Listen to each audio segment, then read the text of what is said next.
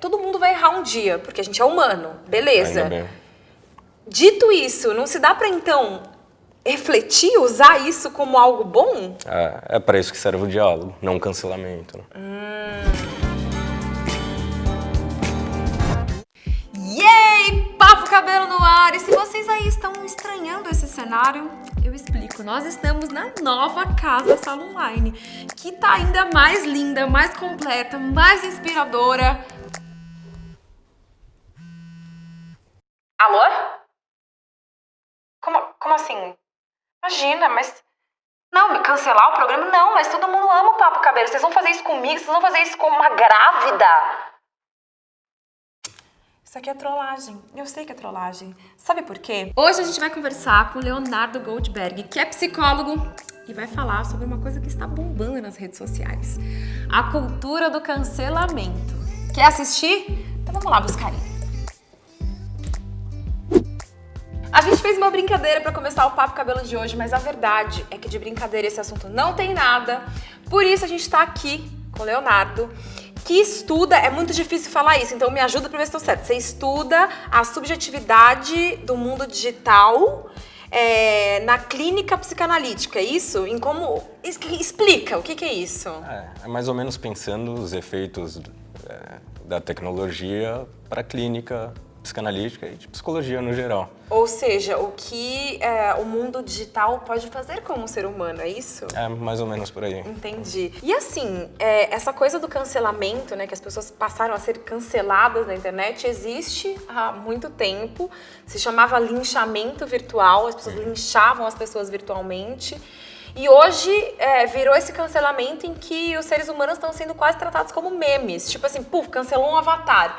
Aí a pessoa é ali, né, hostilizada e cancelada. O que isso pode causar para quem tá do outro lado da tela? No caso do linchamento virtual, a coisa era até mais grave. Causou uma série de mortes, de assassinatos, porque algumas informações falsas foram disseminadas.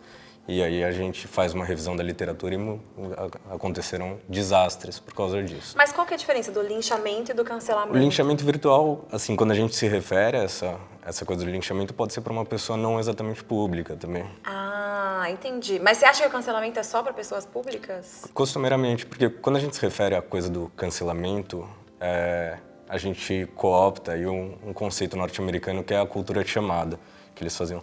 É derivada do Me Too, de todos os movimentos, principalmente femininos, em relação a destacar lá acontecimentos na vida das mulheres que foram traumáticos. Bom, isso chega no Brasil com essa ideia de cultura do cancelamento e geralmente é destinada a pessoas públicas digitais. É quase como se estamos cancelando o seu trabalho, aqui você não trabalha mais, é tipo isso? É mais ou menos, é aqui que você ganha grana, é aqui que você consegue um reconhecimento social, então a gente vai bater onde pega. Ai, nunca tinha entendido. A gente poderia chamar de boicote também. É tipo um boicote ao seu trabalho, à sua função profissional, é tipo isso. E o linchamento não, acontecia também com pessoas... O linchamento é uma coisa muito mais espraiada, assim. Acontece com, por exemplo, tinha um caso no Guarujá que ficou muito famoso de uma mulher que foi assassinada porque espalharam uma informação falsa de que ela fazia bruxaria com as crianças da cidade, etc. O pessoal foi atrás dela e assassinou. Entendi, eu nunca tinha pensado nisso, no lance do cancelamento como algo que não é só prejudicar a pessoa, ser humano, mas também o trabalho dela, enfim, né? Na verdade, ela é eficiente, a coisa da cultura do cancelamento, em termos de eficiência. Ela é eficiente quando a pessoa perde contratos, quando perde canais, etc., de divulgação do próprio trabalho. E a gente já viu isso aos montes, né, na internet. Vamos falar um pouco disso mais profundamente, assim. A pessoa que tá ali, né, então foi cancelada virtualmente, começa a perder os contratos, começa a perder os canais que ela tem, os trabalhos.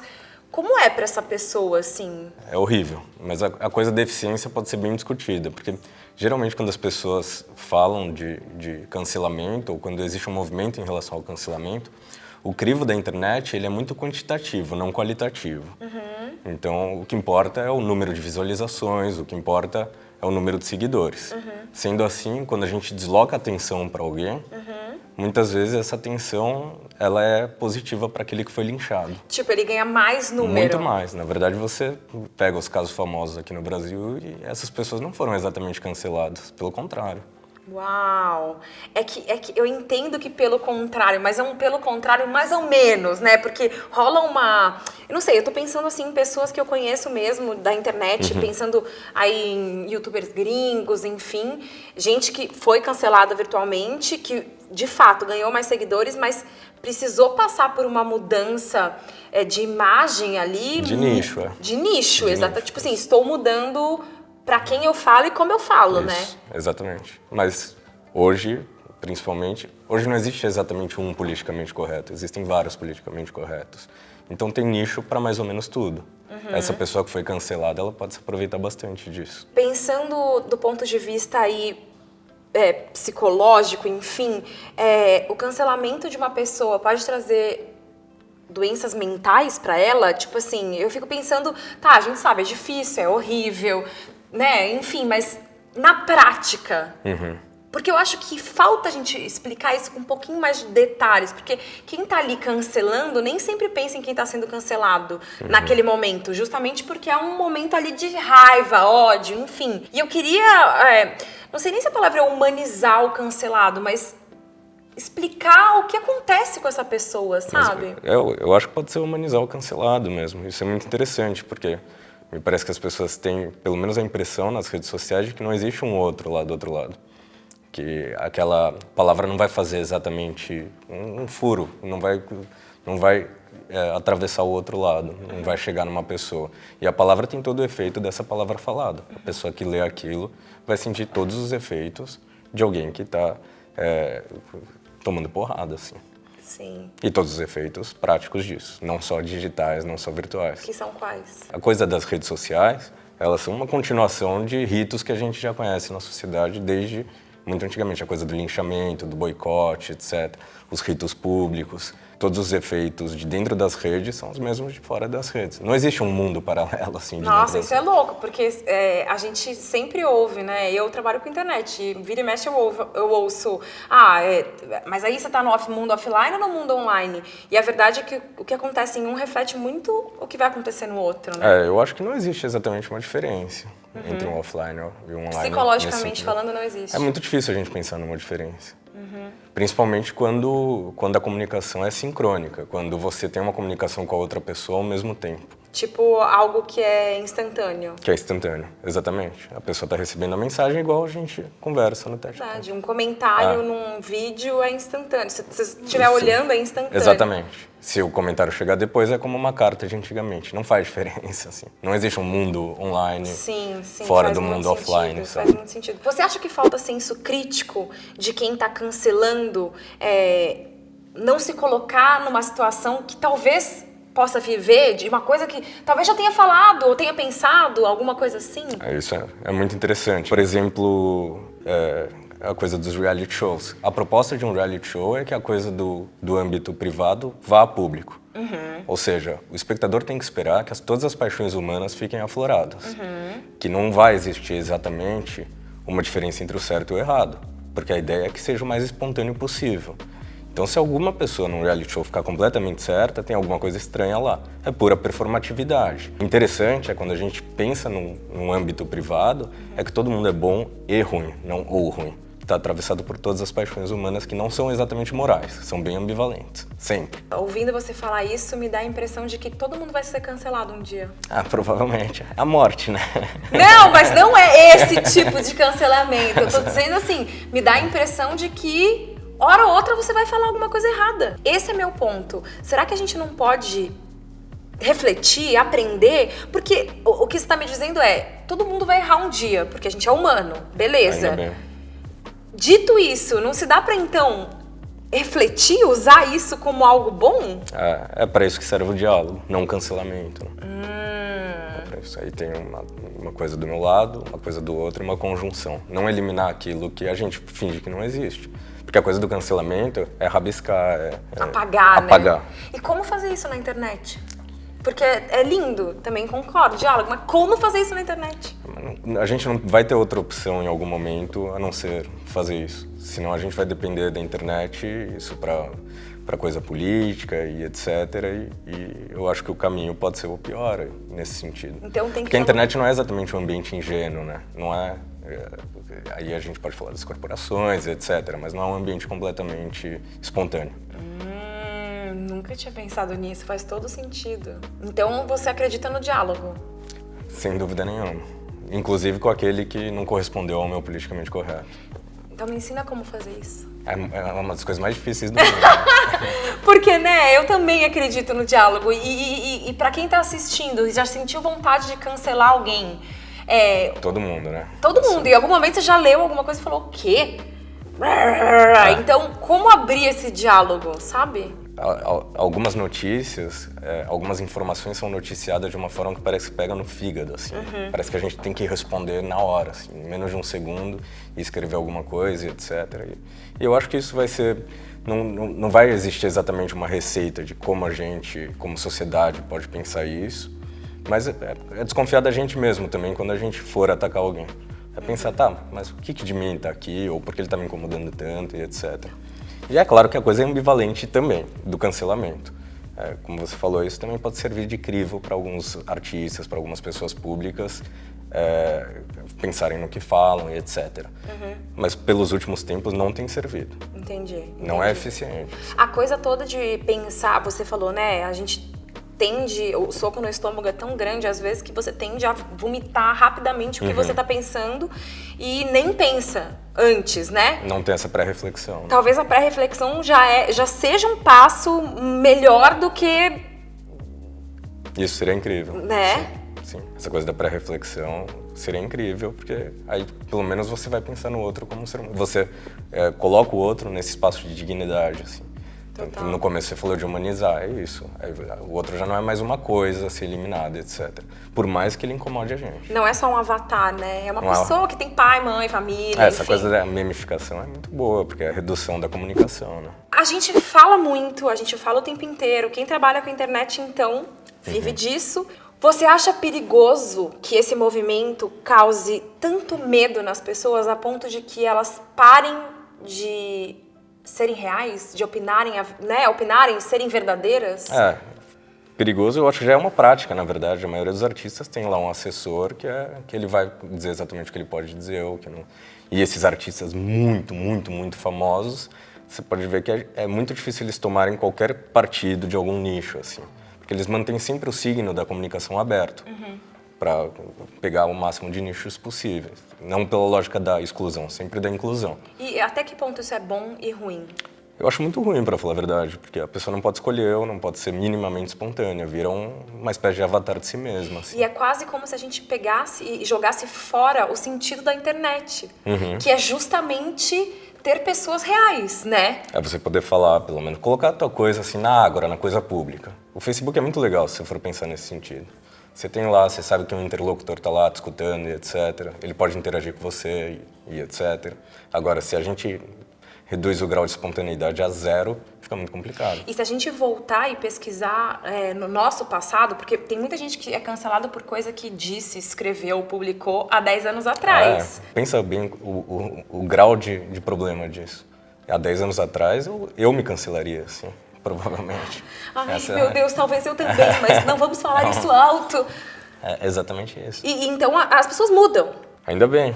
Por isso que a lógica jurídica, ela tem que, de alguma forma, pensar todos esses acontecimentos. Porque, por exemplo, na lógica jurídica tem a coisa da prescrição. No tribunal da internet não tem, um crime não é prescrito. Nossa, que pesado, isso, do doeu. Julgamento pode... Veio aqui, ó, é isso. 30 anos atrás você fez tal... Legalmente eu já não existe, é prescrição. Você não pode responder uma coisa, você nem era provavelmente a mesma pessoa há um Isso é muito louco, atrás. porque eu já me vi em situações que eu julguei pessoas que escreveram coisas há 10 anos atrás. Eu falei, nossa, que pessoa uó. E é isso, né? Esse também é um problema que não é exatamente nosso, é um problema estrutural que o Facebook, a maioria das redes sociais, tem a coisa de uma espécie de presente contínuo, sabe? De ficar reatualizando a coisa do passado, ou de apresentar coisas do nosso passado sem a gente saber exatamente, pelo grau de privacidade que está na internet. É verdade. Eu nem perguntei, mas o Facebook me diz quando eu postei X foto. X fotos ou escapa, né? Ou alguma coisa que alguém procura teu perfil lá, você não sabe exatamente o grau de privacidade que tá e tá aparecendo uma coisa de 6 anos atrás. Posso te fazer uma pergunta assim, bem pessoal mesmo? Tá. Eu trabalho com internet. Que tudo dê certo pra mim. Mas se não der e eu for cancelada, o que eu faço? Porque eu vou te falar, tá? Eu já me vi em situações, e aí eu tô falando abertamente, eu já me vi em situações em que opiniões minhas caíram fora do meu nicho, fora das pessoas que me seguem e me conhecem, pessoas que definitivamente não sabem quem eu sou, com que eu trabalho, qual é meu discurso, vieram me atacar. E assim, eu posso dizer, eu não cheguei a ser cancelada, nem nada desse tipo, mas eu posso dizer que foi uma das piores sensações que eu senti na minha vida. Porque quanto mais eu recebia o ódio, mais eu queria falar, e quanto mais eu falava, mais ódio eu recebia.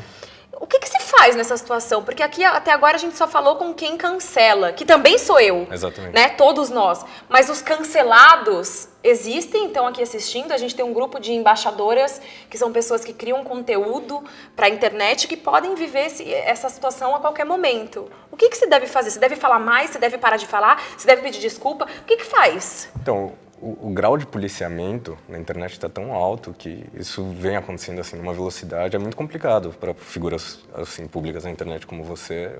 Eu creio que a coisa é muito desgastante nesse sentido. Você tem que ter uma espécie de autocensura muito grande. Agora, eu acho que quando a pessoa começa a sofrer muitos ataques, assim, eu acho que tem que ser o mais espontâneo possível, por incrível que pareça, e aí bater mesmo e falar o que acredita. E eu tenho a impressão que tem nicho para tudo e tem conjunção de nichos. A gente não pode pensar nas bolhas sem intersecção entre elas.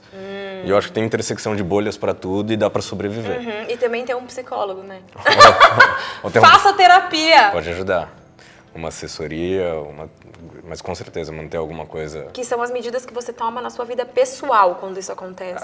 Na verdade, esse fenômeno, principalmente para quem está assim, num espaço de artista ou de reconhecimento social através da internet, o maior drama, o maior problema disso é saber o limite entre o que é a coisa privada e o que é a coisa pública.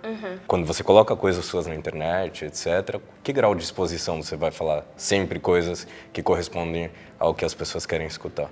Isso é muito complicado. E você atende adultos e adolescentes. Qual é a diferença de comportamento que você sente dessas duas gerações, né? Dessas gerações diferentes para esse assunto? O público mais velho, ele tende a usar mais o Facebook e o WhatsApp e disseminar a informação sem tanto um crivo qualitativo. Ou seja, se ela é falsa ou verdadeira e etc. E os adolescentes têm muito mais facilidade só que também para se organizar, para cancelar alguma pessoa e etc. Mas... A velocidade do público jovem é uma coisa assim inacreditável. Eu sei. Enquanto a gente está conversando aqui, provavelmente está pipocando uma rede social ou algum movimento para cancelar alguém. Mas o adulto também participa desse movimento. Sem dúvida. Eu tenho a impressão que o adulto de alguma forma, é mais pescado no movimento. Ele tem uma postura um pouco mais de espectador. O adolescente, ele produz muito conteúdo numa velocidade que é inacreditável. Leonardo, gostei dessa conversa. Tenho muitas coisas para falar com a minha terapeuta, mas eu acho que esse é o tipo de coisa importante de se fazer aqui online, sabe? E espero de verdade que quem tem ouvido esse bate-papo aqui que a gente conversou, que a gente teve hoje, reflita um pouco mesmo sobre o assunto, sabe? A gente tende, não só online, mas na nossa vida pessoal também, a não querer ouvir quem pensa diferente. A gente tá num momento de mundo em que se o outro pensa diferente da gente, imediatamente a gente isola aquilo, né? E a verdade é que a gente cresce quando a gente aprende. E a gente só aprende quando a gente escuta algo diferente do que a gente já sabe e pensa. Eu acho que foi, assim, importante pensar nisso do ponto de vista virtual também. Porque eu tenho 1 milhão de seguidores lá no meu Instagram.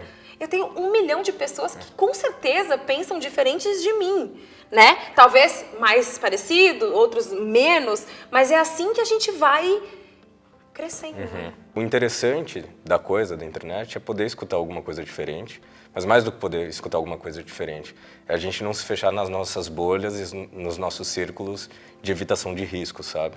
Na internet tem risco, a gente vai escutar coisa que a gente não gosta. Você não precisa eliminar outra pessoa por causa disso. Isso em todos os âmbitos. Amoroso, de amizade, etc. Vai doer. As coisas que os outros falam vão doer. A gente não precisa terminar a relação por causa de alguma coisa, etc. As coisas podem... Um perde de um lado, outro perde do outro. Sempre vai ter perda. Sempre a coisa na internet, quando a gente escuta um discurso que a gente não gosta, a gente vai perder. Vai perder muita coisa nossa lá.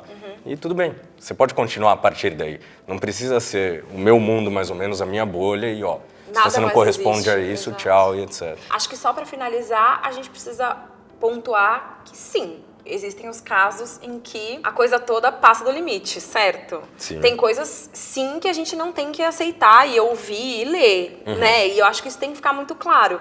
Acho que aí é só usar um pouquinho da inteligência de cada um e pensar quais são essas questões verdadeiramente, quais são aquelas que estão acontecendo só porque são diferentes do que você pensa, né?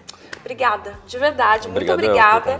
Espero que vocês tenham gostado e que reflitam sobre o assunto. Se você quiser, deixa um comentário aqui embaixo, conta o que você pensa sobre isso. Você já viveu uma situação desse tipo? Qual foi sua reação? A gente vai amar ler. Um super beijo e até a próxima. Se você aí curtiu a conversa, não esquece também de compartilhar. Quanto mais pessoas esse vídeo chegar, menos cancelamentos teremos. Tomara. Se joga também lá na loja online da Sala Online. Tá cheio de produto legal. Tenho certeza que você vai amar.